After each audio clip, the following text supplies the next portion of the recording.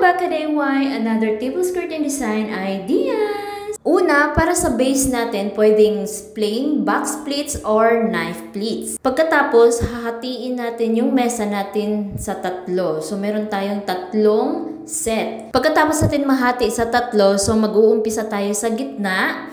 So, sa gitna na set ay magme-measure tayo ng space. Kada space ay 4 inches.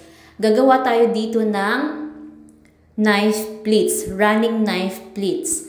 So, hindi na tayo gagawa ng single pleats para gumawa ng knife pleats. So, running knife pleats, so mabilis ang paggawa ng knife pleats. Pa-zigzag-zigzag lang siya. So, marami na akong video tutorial kung paano gawin yan. So, ayan, easy lang naman siya gawin dahil ipa-zigzag-zigzag mo lang naman yung tela paggawa ng knife pleats. Hindi ka nagagawa ng single pleats. Ang magagamit kong tela dito ay 2 yards lang siya. At ang gamit nating tela ay Silk Jenna. Kapag nasa dulo na tayo, tanggalin lang muna natin yung pins sa last pleats. Then, isiksik natin yung sobrang cloth, yung excess na tela, para nakatago siya sa ilalim. At ibalik natin yung pins. Ayan. At ito na yung pinaka-center design natin, knife pleats. Para naman dito sa left and right, ay gagawa din tayo dito ng mga mini knife pleats, yung maliliit na pleats. Dahil yung gagamitin nating cloth ay yung nakalapad siya na 60 inches width, yung buo na tela. So, yung pinakadulo, tutupiin lang natin, ayan, para hindi kita yung mga ginupitan or yung mga manggas-manggas niya, ayan, at ipin na natin yung pinakadulo. Pagkatapos natin maipin itong isang dulo, yung kabilang dulo naman ay ipipin din natin sa pinakadulo ng ating table. Ayan.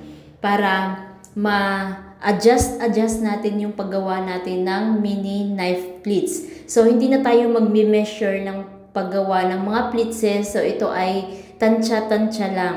Tansyado lang yung paggawa natin. So, kung mabitin siya, so pwede natin siyang i-adjust. So, running knife pleats na mini knife pleats yung gagawin natin. Yung maliliit na pleats. Ayan. So, tansyado lang natin yung paggawa ng mga mini knife pleats. So, hindi mo na kailangan mag-measure na tig 2 inches or 1 inches. So, tansyado lang yung paggawa. At ito na, natapos na natin. Sumakto yung tela natin hanggang dulo. At ganun rin yung gagawin natin sa kabilang side. Ayan. So, gagawa ka ulit dyan ng mini knife pleats. So, papuntang right naman yung paggawa natin ng pleats. Yung kanina ay papuntang left. Ngayon naman ay papuntang right naman.